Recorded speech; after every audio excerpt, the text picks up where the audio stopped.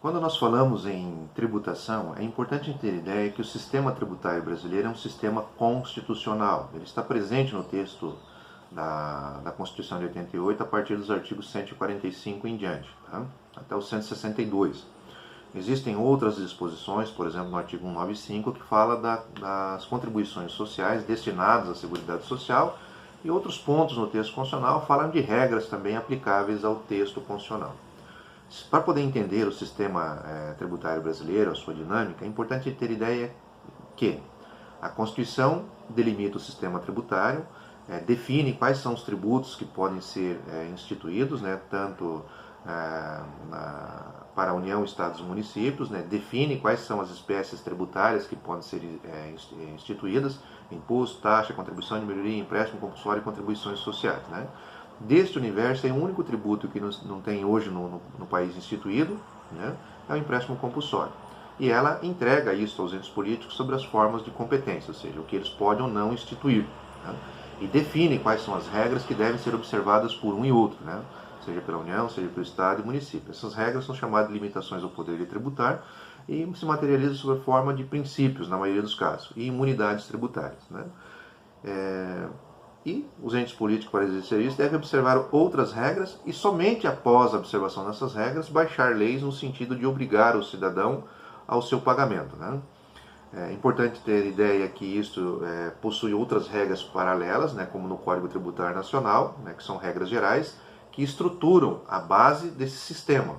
Como esses entes políticos, para exigir essa tributação, devem observar para fins de dizer ao cidadão: você me deve ou não.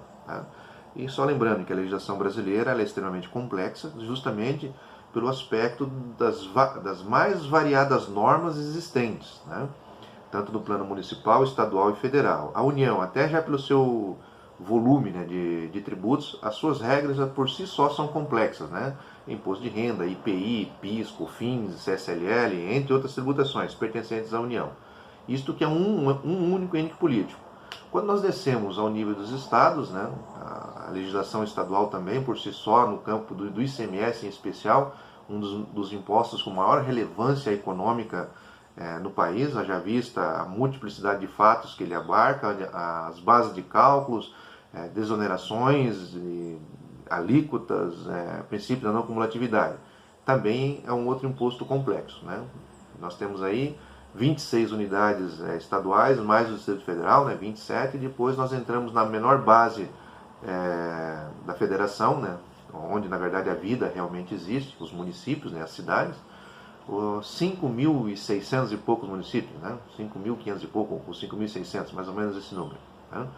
Todos eles também com um importante imposto dentro da cadeia de incidência sobre a circulação de bens, no caso, circulação de bens imateriais, no caso do ISS, prestações de serviço, que também tem a sua legislação. Era um imposto que alguns anos atrás era extremamente simplificado, mas dado a ampliação da sua base econômica, das suas hipóteses de incidência, ele tem se aproximado demais da complexidade tanto do IPI como do ICMS. Não chega a tanto, mas se aproxima, dado a quantidade de fatos que ocorrem, muitas vezes em bases diferentes de diversos municípios.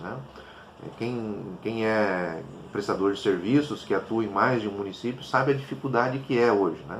Assim como é para recolher PIS, COFINS, simplificações, lucro real, lucro presumido. Esse aí nós já estaríamos falando de regimes tributários, Simples Nacional, um outro regime tributário dado às micro e pequenas empresas, como forma de permitir que essas regras sejam simplificadas. E nesse universo aí, as empresas devem se ocupar. Não só as empresas, porque isso acaba de uma forma ou outra repassando ao cidadão, que muitas vezes não sabe no valor do produto quanto de tributo ele está consumindo.